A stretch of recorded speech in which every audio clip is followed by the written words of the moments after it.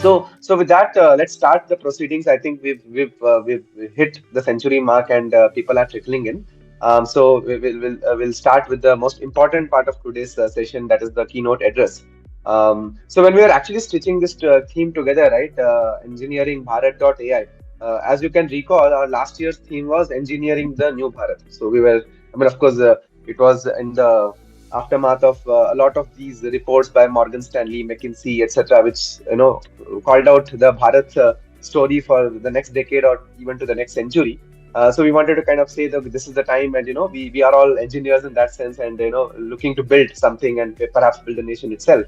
And of course, there was a Chat GPT moment that happened last year, and then I think everything has been influenced. So our agenda this year also has been kind of we've woven in the AI element, which will kind of bring in, I mean, come in every aspect of what we are doing, right? So we've added. So this year's theme is engineering Bharat.ai, and as we kind of contemplated how to go about with this, and how will engineering itself change, influenced by a world led by AI.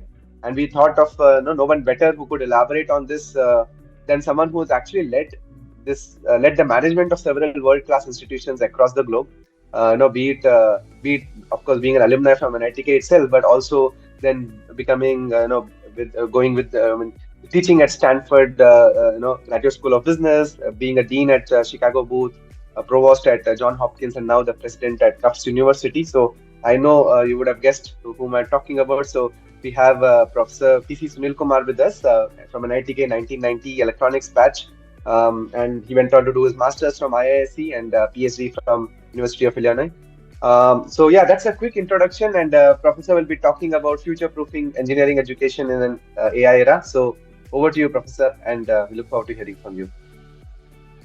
Thank you, Shrikant, and thank you, Niranjan, for inviting me. I really appreciate this, and thank you all for joining. I know it's early on a Sunday morning, but it's late on a Saturday night for me, and so I first want to start with a disclaimer. The title is not mine. I think the organizers thought the title that I provided was too boring, and they upgraded it to future-proofing. It is not possible to future-proof education. It would be actually quite a shame if everything we taught today would be not obsolete 30 years from now. That meant society had not moved on fast enough. You would want actually some of your curriculum to be obsolete as proof of progress of the curriculum. But that said, on a more serious note, the question is, how do you prepare the future leaders in engineering in India? They can take advantage of what is obviously a revolution in the education world, which is AI. So AI has many limitations, and I can speak about them, but I thought I would speak about some of the positive aspects of it from the perspective of education, as I think about my own university's curriculum and hopefully give some thought for how NITK and other institutions in India can think of future leaders. Now, many of you are not in the education business. You're wondering, why the hell should I care what the curriculum is about? Well, we're training your future colleagues, we're training your future workforce, and so you want to ask yourself, how will I evaluate colleagues? How will I decide who would be a good person to work for me in the time of AI? So with that introduction, let me start, and I want to basically hit three big themes. The first theme I want to talk about is called what I call adopt and adapt. So it's very tempting to say, especially when you're teaching, to quote unquote ban ChatGPT from your classroom. It is very easy if you're a coder to try and defend why ChatGPT should not be used to help, or other AIs should not be used to help with coding in your company. It's very easy to fight a kind of defensive battle, if you will. I think it's a huge mistake. I think it's a huge mistake to do that. AI has lots of problems, especially today, and especially in India. Just stop and ask, on what data sets are today's AIs trained on? I'm willing to bet very little of that data came from India. So whether or not those answers will be relevant to India is something for you guys to think about. So if I was teaching a class today, and I knew that the answers were available in ChatGPT, I would simply print out the answers, give it to my students, and say, by the way, this is what ChatGPT said your homework should look like. Build on this. And in particular, the best course I took by far at NITK, or at that time KREC, was taught by a guy called Parashuram. Professor Parashuram taught this course, and it was called Electronic Design and Testing. And the reason I loved the course was there was no syllabus, no textbook. Every week we got sometimes a waveform, sometimes a physical problem to solve, build an emergency light. And if you stop and think, at that time we didn't have Google or even Netscape or anything. But even if we looked it up in a book, it still is not the same as building that light. And the whole point today, if that course was given, I know exactly how I would do it. I'd first build myself an A to D converter. I would do all my signal processing digitally on a laptop, and I would produce the output waveform through a D to A converter, and I'd be done. There would be no thought involved at all. Whereas we built all of that in the analog. That's not a reason to go back to analog. The question is to ask yourself, what is today's version of that kind of thinking? And how do we get there? So that's what I mean by adopt and adapt. I'll give you an example which comes from material science. And this is on the research dimension, but it is interesting. Material science has started to transform itself through machine learning. And here's how it has started to transform itself. When you want to find a new material, and I'll give you an example from Hopkins in just a little bit, what you do is you don't go doing experiments to find the actual material with the properties you're looking for. What you do is you do a variety of experiments which are kind of, in some abstract space, orthogonal to each other, so that you can train your ML, so that you can train your machine learning algorithm. So you're doing your experiments to train your ML, then your ML predicts where you should look. The ML tells you, here's the combination of materials that will result in something that has the property you're looking for. So that completely transforms how you're doing your work. You don't get credit for having actually found the material. You get credit for properly training your algorithm that predicts the material. And so that's the way, that's what I mean by adopt and adapt.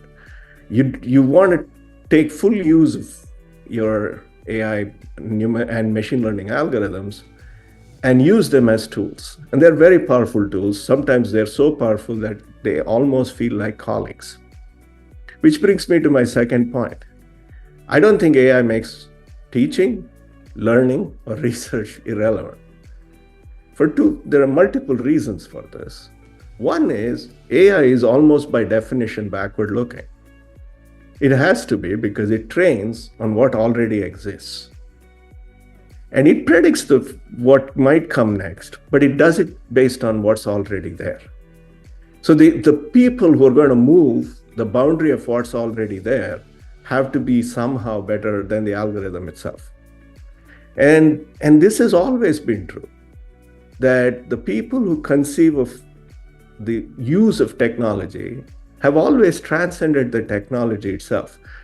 I'll give you an example from biology, and that has some relevance to the last point I'd like to make before I turn to questions.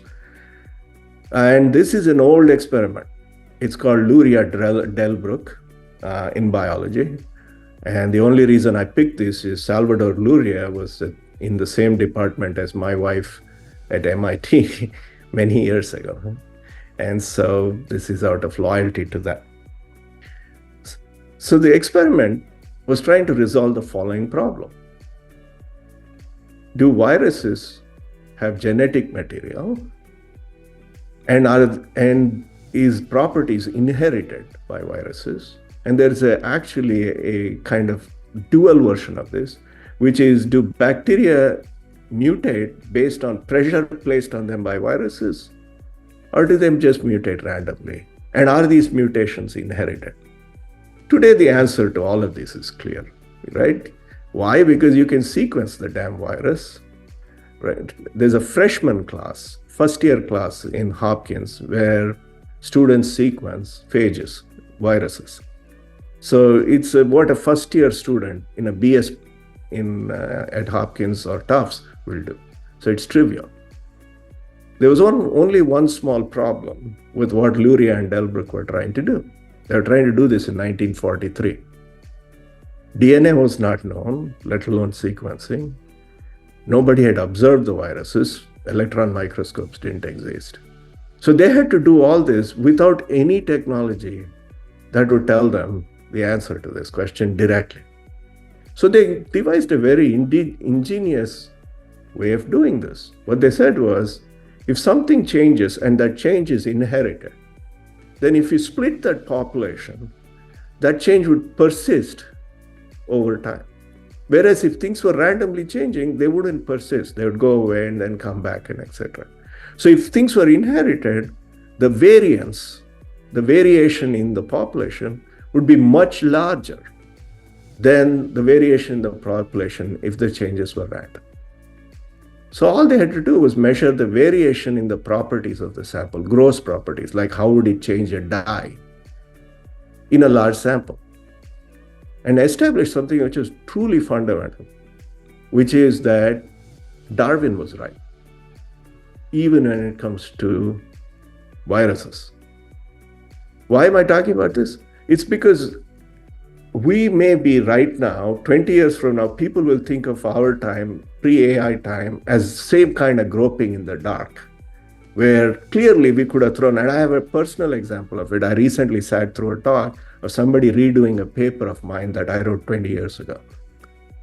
And what took us forever to do in 2 dimensions, this guy could do in 30 with almost no effort, because he was using an ML algorithm to solve what we had done with pencil and paper. And do I think of that as a failure? No, absolutely not. He has something that his ML won't solve that somebody else will do in the future. So the question is, we will always be groping in the dark. There will always be a Luria Delbruck. It's just what problem you're groping in the dark on will change. So what you have to teach our students is to adapt tools and to seek out the dark, grope in it, and figure out how to figure out the next thing. To put it in the software terms, you're not interested in somebody who will code, you're interested in somebody who's figuring out what needs to be coded, right? And that's, I think, a pretty important lesson for us to teach. I think the electronic design equivalent class today is just as valid, even though the problem sets that Professor Parshuram used to give us are trivial and should not be given today. It's just that what needs to be done today is different. But the basic idea of letting the kids grope around in the dark, trying to figure out what to do, has not changed. That's my second point. And that will not change going forward. So adopt and adapt. Remember that you have to teach people to grope in the dark. And then the last one, and I think this is the most important point. So here, I don't mean to blow my own horn, but one of the highlights of my career was about 10 years ago. I was invited back to the University of Illinois at Urbana-Champaign, my alma mater, to speak to the graduating students. Now in the US, this is a pretty big honor to be invited to be what is called the commencement speaker. And I gave a talk which was titled, "There's no app for that." And remember, there used to be an ad which used to go around saying, "There's an app for that." And so let me expand a little bit on what I mean by there is no app for that. If you look at the movie 2001 Space Odyssey, it's an old movie, it was made in the 60s by Stanley Kubrick, and it's available on Netflix. You can go look at it. It's amazing. This is about people who are going to travel beyond Jupiter to look at a strange object. They're traveling beyond Jupiter, but they need to go into a phone booth to communicate with their family back home. Today, what we know is if you were on the space station, your cell phone would still work. So we have moved the needle enormously on communication. But on the transportation side of it, we're no closer to going past Jupiter than Stanley Kubrick was 50 years ago. So the talk was a lot of real engineering has fallen behind because too much talent has gone into this very thin virtual slice of CS, ECE, and communication. So if you think about what would I advise engineering schools in US to invest in and also companies in India to invest in, I would say real engineering. What do I mean by real engineering? Transportation, biology, food, water. These are all problems that are going to get increasingly acute around the world, and particularly in India, which means there are opportunities for research, for commercial development. And to keep doing what worked 20 years ago would be a mistake. For me, the next horizon where people will grope around in the dark, there is no doubt in my mind what that will be. It will be biology. Biology is the next frontier of engineering. There is no doubt in my mind on that. And that's both medical devices, it's also pharmaceuticals, it's about robotics, diagnostics, imaging. This is the next future. Health is the next future. And it's already here in many ways, but I think it'll get even sharper. And so if I were to, I wouldn't dare give advice to the directors of NITK, but since I'm, it's 10:50 at night and I haven't yet been able to have my nightcap, I will just blurt this out. Biomedical engineering, cellular agriculture, water engineering, these are all majors that you should think of as a way to distinguish yourself from the IITs and building out engineers who will actually, I believe, will be incredibly successful going forward. Doing what everybody else has done over the last 20 years and catching up is not the answer, I don't think. So let me summarize. And by the way, for all of these, for biology, I think food will be the difficult one. How to engineer protein will be the hard one. We have a very good team at Tufts, a member of the National Academy and so on. We're trying to create protein without basically growing animals, and that's extremely difficult. And that's an example of, all those guys are engineers. They're not biologists. They're all engineers. And so that's something that I think would be very interesting. And AI then becomes genuinely an adjunct, a partner, if you will, rather than something that's going to substitute what you're doing. So for me, it's not about future-proofing. All I'm saying, at some point, the kind of biomedical and biological engineering we are doing right now will also be redundant. That's the way it should be. But what do I see as the opportunity for India in the future? And finally, for AI to work in India, people have to do the equivalent of the material science example that I gave. You have to develop data sets that are India specific. You have to develop generative AI that is India specific, that works in the Indian context and on problems that are Indian. Because there are lots and lots of examples of engineering systems that are built for something else that don't work well. Classic example is seatbelts in cars. They're built for 5'10", 180-pound white American males. You don't want the same design in a car which has a 110-pound, 5-foot-tall Indian woman in it, right? You want to redesign the belt for that. The exact analog applies for ChatGPT. What it was trained on are data sets that are very far from India. And I think building the indigenous capability there is also important. And so with that, I was asked to leave about 10 minutes for questions. And so I'll stop here and open it up for questions. Thank you, Professor Sunil Kumar. So yeah, we'll open it out to questions. Very insightful talk. Various domains or applications where generative AI and how we will evolve into that. I'll open it out to questions, so you can either type into the chat or there's a Q&A option as well. So we'll wait, or if somebody wants to raise your hand or wants to type in, we'll also unmute and you can ask the question live. So any quick questions?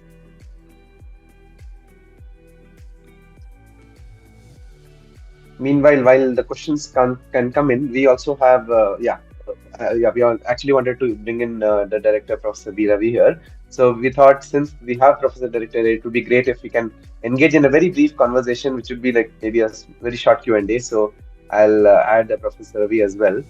And yes, please go ahead, Professor Ravi. I think Sunil, it has been, I can say, had kind of data points you have been saying. Especially, I was happy to hear you talk about NITK, because I think that NITK has been a very good institute here. So sorry, I don't know, maybe others don't have a problem. There is a bit of an audio issue with Professor Ravi. Yeah, but I have only one. I don't think I have only one connection here, so if you wish, I'll just reconnect with all others can ask questions. I think it's better now, so why don't you try again? Go ahead. So very heartening to see your emphasis on real engineering. So I think that is a new driver. Having said that, the issue is that the kind of that has been done for the IT industry through NASSCOM and bodies like that, it doesn't have public champions, public relations champions.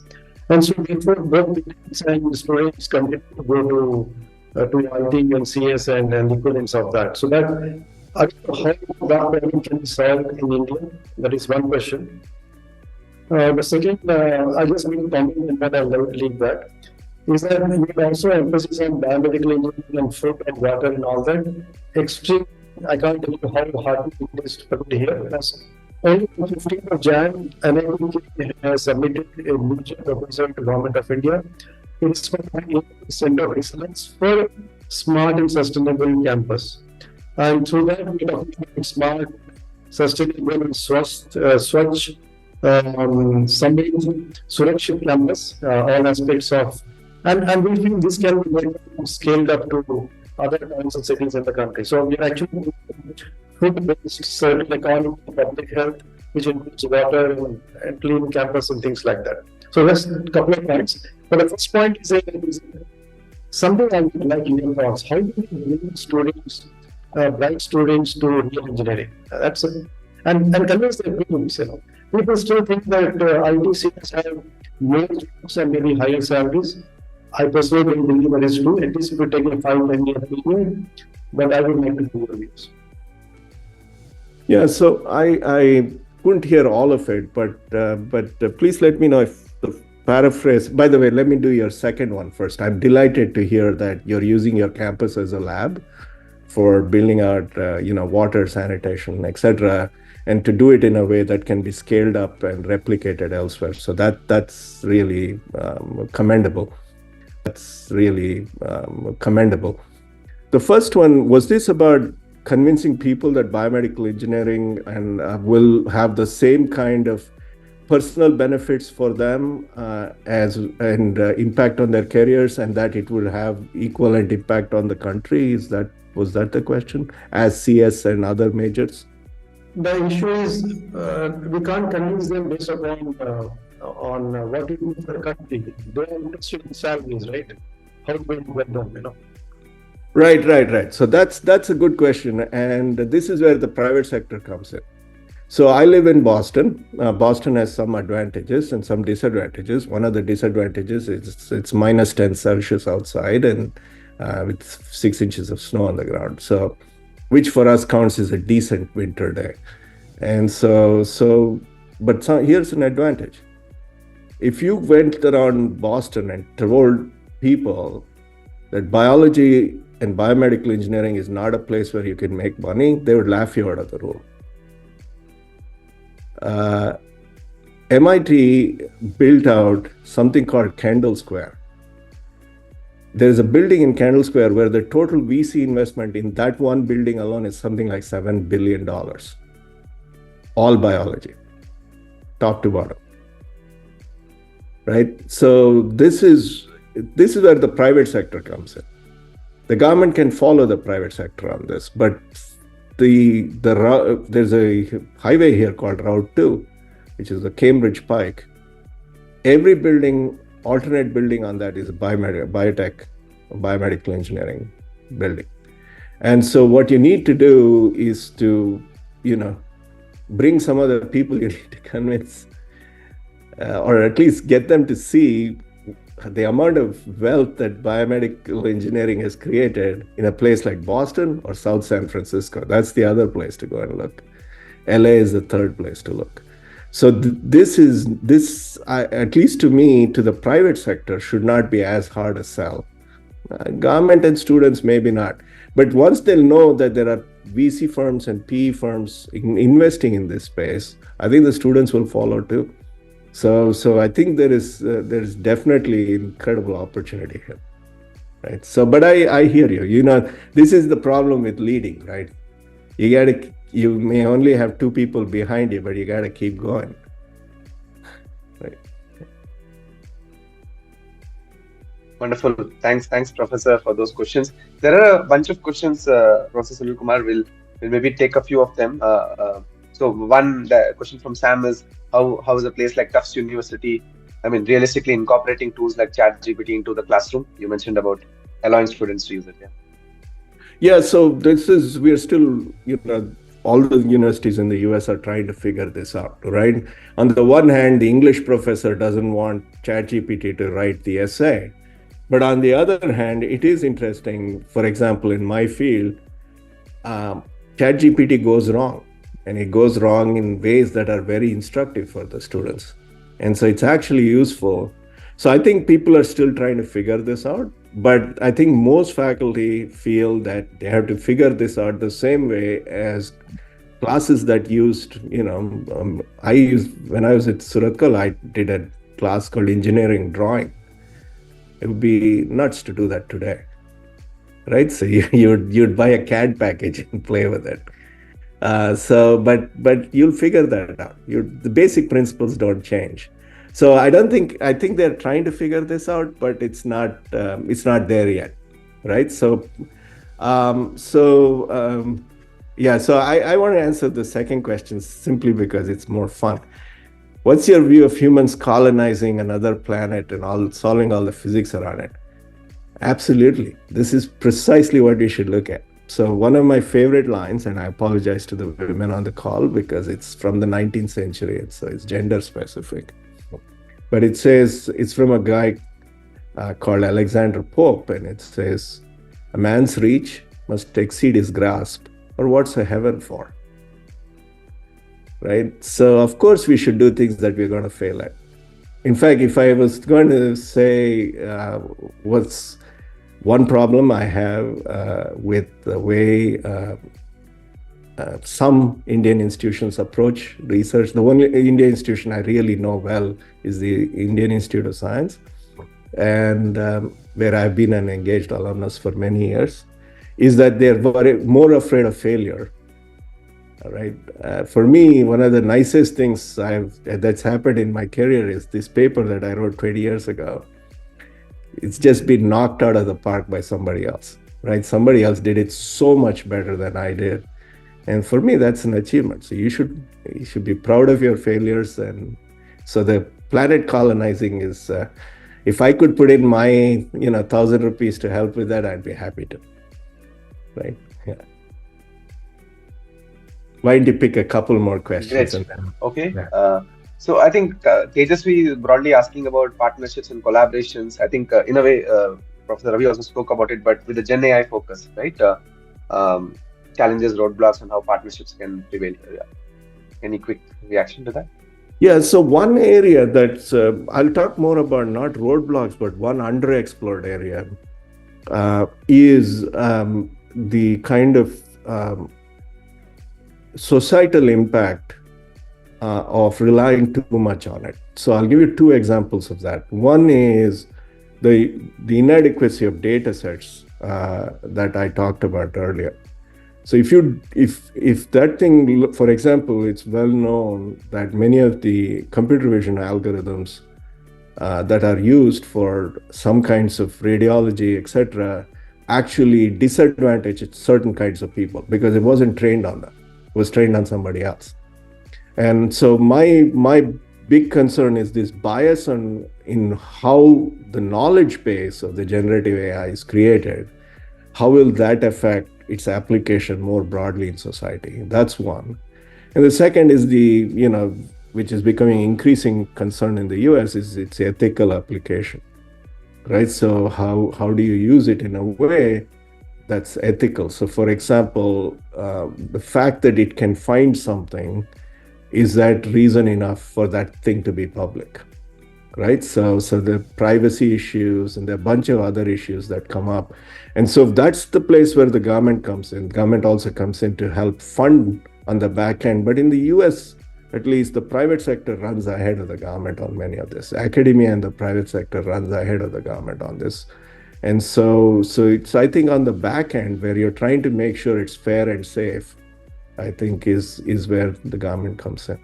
So, yeah. Got it. Thanks, Professor. There are a few specific questions, so maybe we'll keep something that is widely known. So one is a debate about STEM and other creative forms. So I think Raghav asked a question on how, how do you evolve the engineering landscape with that aspect? Yeah, so this is, if I loved my time at NITK, it's Ratkal. I thoroughly enjoyed myself. Best 4 years of my life, no doubt about it. In fact, I spent many hours on the beach. I remember only some of them for various reasons, which I cannot go into on this call.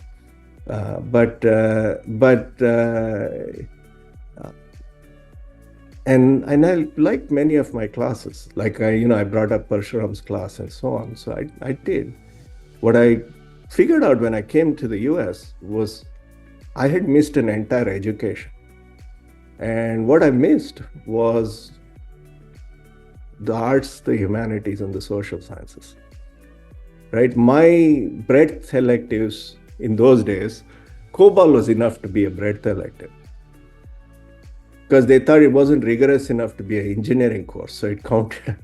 So I had industrial law and COBOL were my two electives for my breadth requirements. And that somehow feels limiting to me.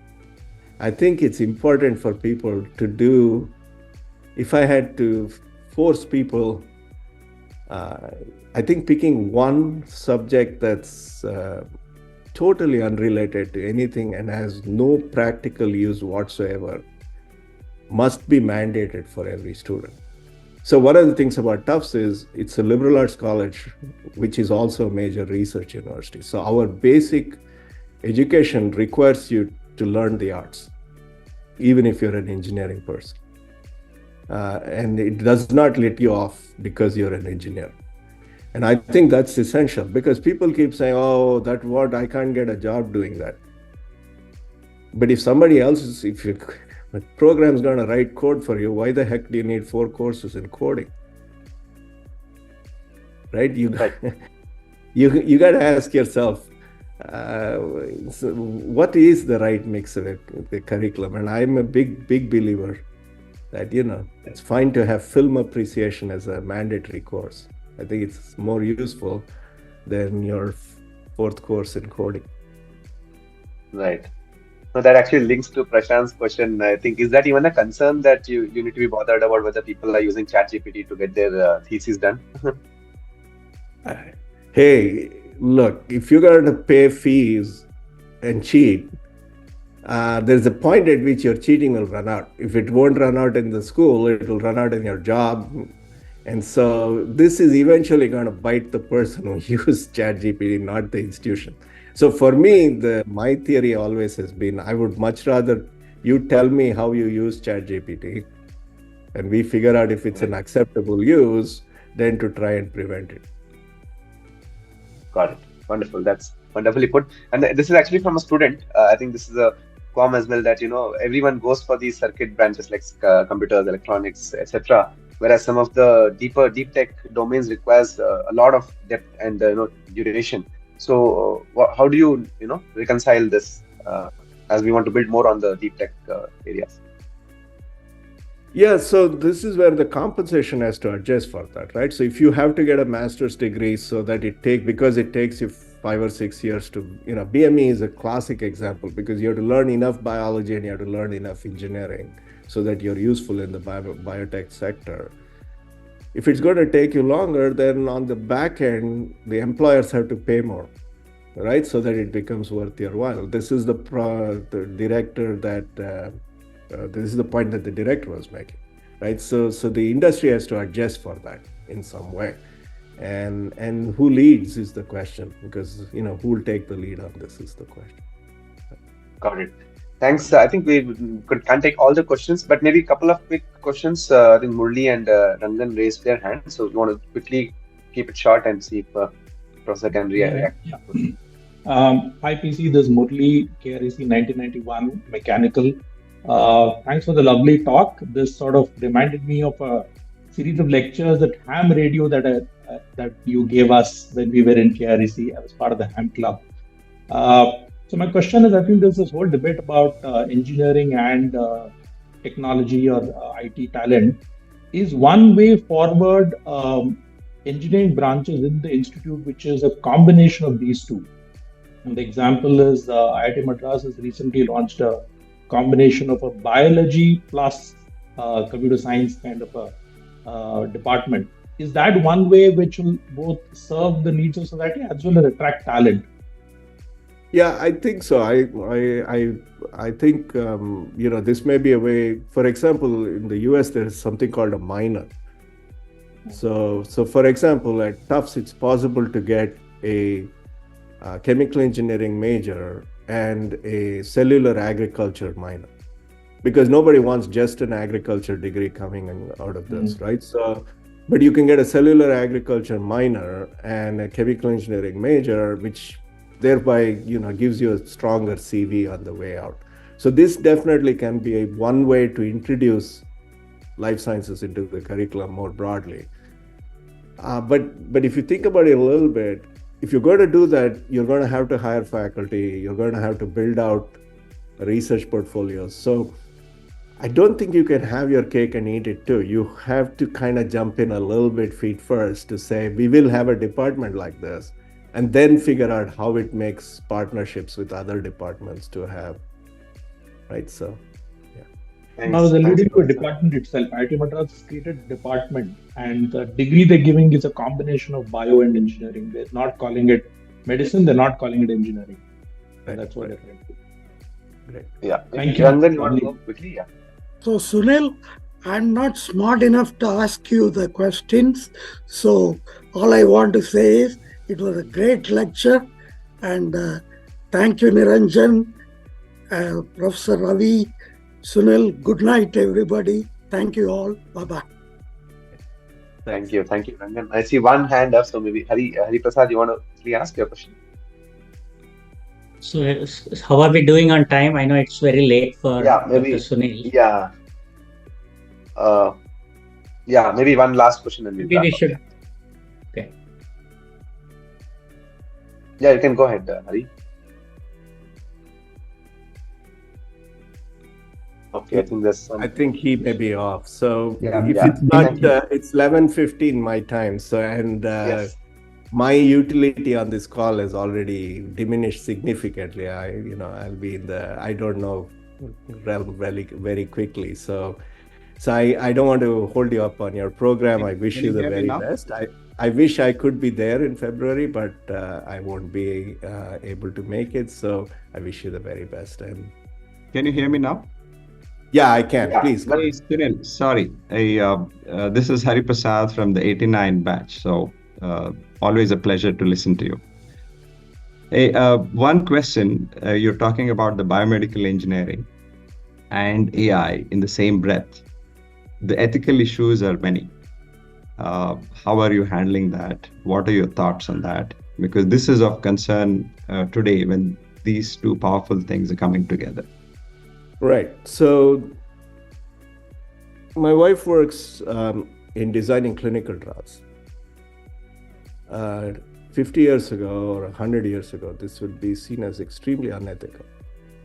That you're going to take half a population and give them a placebo, which will not alleviate their situation.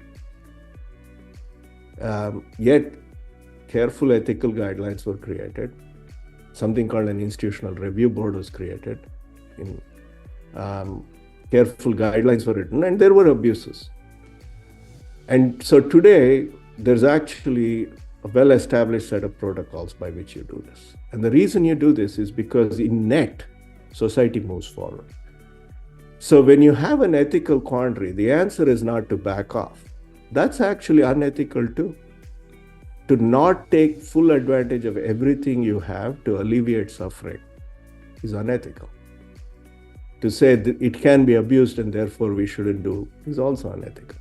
So what you have to do is to figure out, you have to let the genie out of the bottle, but make sure that it doesn't make as much damage as it possibly can on its own, right? My worry is the genie is out of the bottle without enough safeguards being put in place yet, right? So it's already out in some sense. And so that's why you can't leave it all to the private sector, because the private sector is not going to regulate itself, right? So I think this is a difficult question, but it's not one that humanity hasn't dealt with before. It's just that it's in a new, the genie is wearing new clothes now, and it's capable of more damage. But like all tools, the thing that causes damage can also do good. And the question is, how do you do good? So with that, I think I'll excuse myself. Yeah, thank you, Professor Sunil Kumar.